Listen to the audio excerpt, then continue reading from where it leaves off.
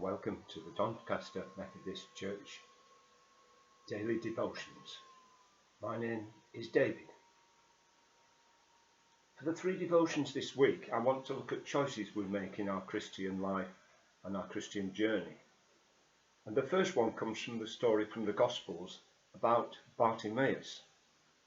What I want to do first is just read the story of Bartimaeus as if he was writing it.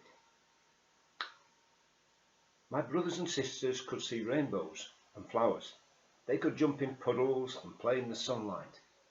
At night they crept out onto the roof and watched the stars come in the sky. But I couldn't do any of these things.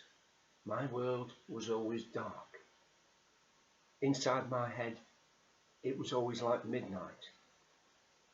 Not that midnight was any different to midday to me. I felt useless, lonely and afraid. When I went to bed, I used to pray so hard, please let me be able to see again. But in the morning it was just the same. When I opened my eyes, I was still blind.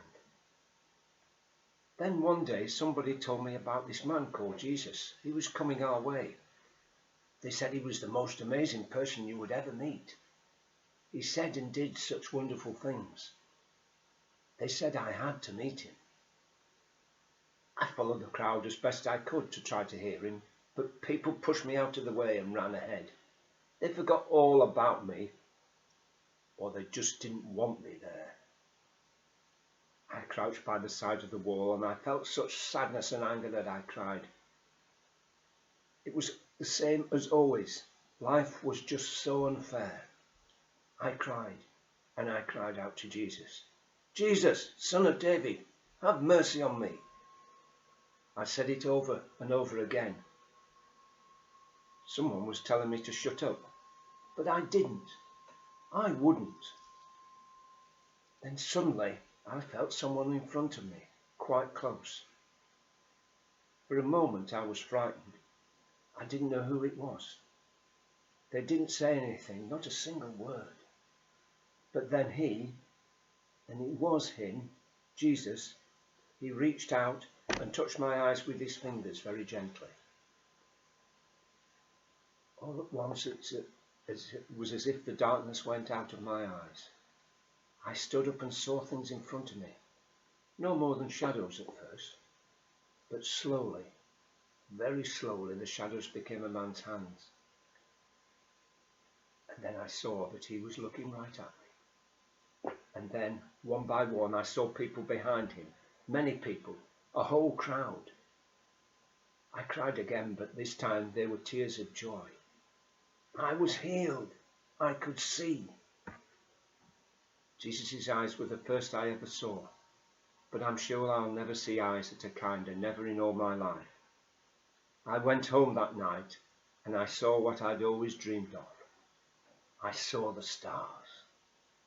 Now I'm going to go everywhere, telling everyone what he did and what happened to me. Bartimaeus showed great faith that Jesus could heal him. And when Jesus asked him what he wants to do, Bartimaeus is quite clear and simple. He wants his sight.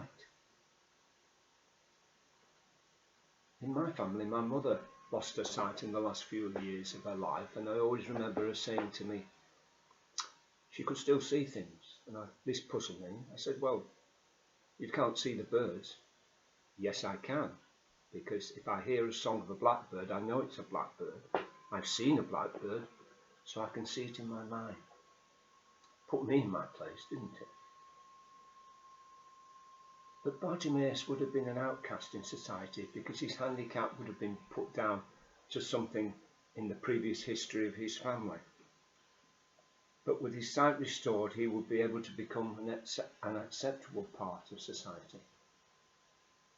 When the crowd told him to be quiet, Jesus called him forward to show that he valued the man as much as anybody.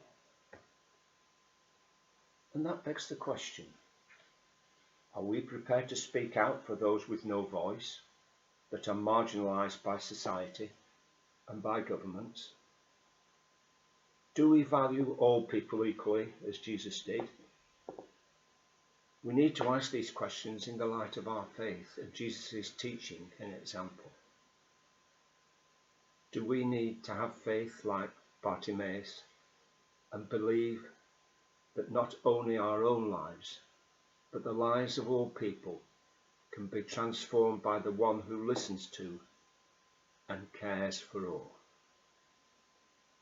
Amen. Thank you for listening today. Look forward to tomorrow when we'll be looking at our second set of choices. In the meantime, have a great day. God bless.